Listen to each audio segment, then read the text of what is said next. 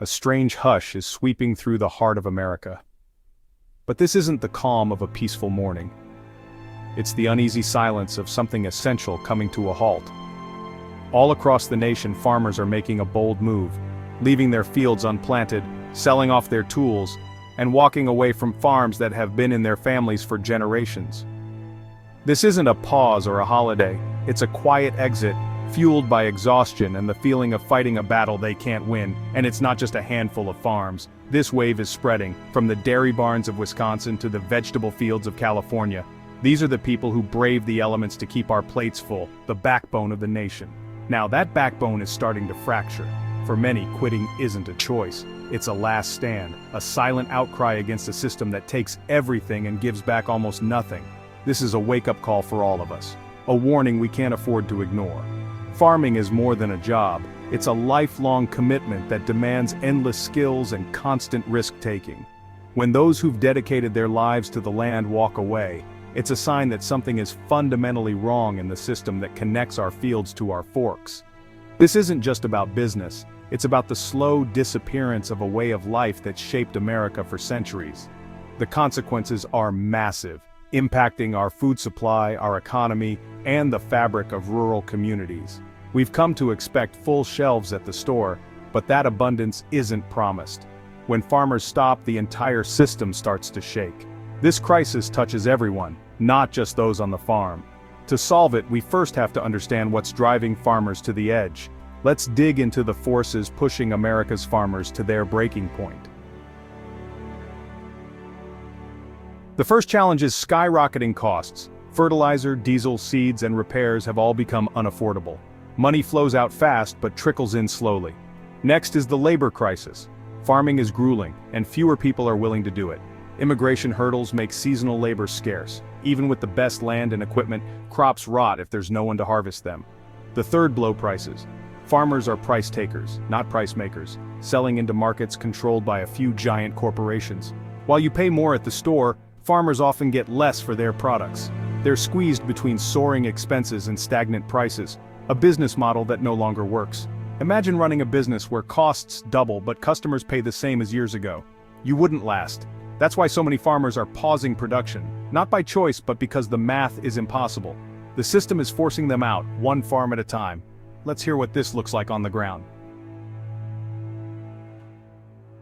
Meet the Millers in Pennsylvania, 4 generations of dairy farmers. This year they sold their herd, unable to keep up with soaring feed costs and stagnant milk prices. John Miller called it the hardest day of his life. He and his son worked 18-hour days, but debt kept piling up. The barn is now silent. In California, Maria Garcia's family grows specialty vegetables. Labor shortages forced her to let crops rot in the field and leave a third of her land unplanted. In Iowa, Tom Erickson, a corn and soybean farmer, faces crushing input costs. He's taken a government contract to plant cover crops instead of food. Less risky, but it feels like defeat. These aren't isolated stories, they're snapshots of a nationwide crisis.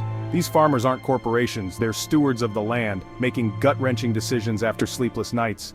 Every farm that goes dark is a loss of knowledge, a blow to the local economy, and a tear in rural America's fabric. Their stories are a warning. More farms could close for good if nothing changes. The impact doesn't end at the farm gate. When fields go empty, the effects ripple outward. Let's see how this reaches your dinner table. When a farmer leaves a field fallow, the ripple reaches your grocery store. Food prices rise as supply drops, basic economics. We're already seeing higher prices for produce, meat, and dairy, partly because of reduced domestic production. More imports mean higher costs and vulnerability to global market swings. It's not just about price, variety shrinks and empty shelves become more common. When small and mid-sized farms disappear, so does crop diversity. We rely on fewer, larger producers, making the food system fragile. A single disaster in a major region could trigger shortages. We saw a preview during the pandemic: empty shelves from supply chain breakdowns. Now imagine that with fewer farms producing food. The just-in-time delivery model can't handle these disruptions. Rising prices and empty shelves erode public confidence and force families to make tough choices. This is a public health issue, not just an economic one. In small towns, the impact is immediate. When farms struggle, so do local businesses, feed stores, equipment dealers, diners. There's a shared anxiety. Everyone's livelihood is tied to the farms. But you also see resilience. Communities rally with buy local campaigns, flexible loans, and support for farm families. Town halls buzz with ideas, local food hubs, small processing plants, ways to attract young farmers. Rural America isn't just waiting for help, they're innovating and adapting. Still, frustration grows. Local efforts can only do so much against global market forces and federal policy. They can patch holes but not stop the storm. The willpower is there, but they need real tools and fair policies. Local action matters, but bigger solutions are needed. So, what are the experts and leaders doing? Experts and officials agree there's a crisis, but their responses often feel detached. Economists confirm the cost-price squeeze and market consolidation, but their solutions rarely reach the farm gate. Government programs, crop insurance, disaster relief, help, but feel like bandages on a gaping wound. In Washington, the issue is politicized.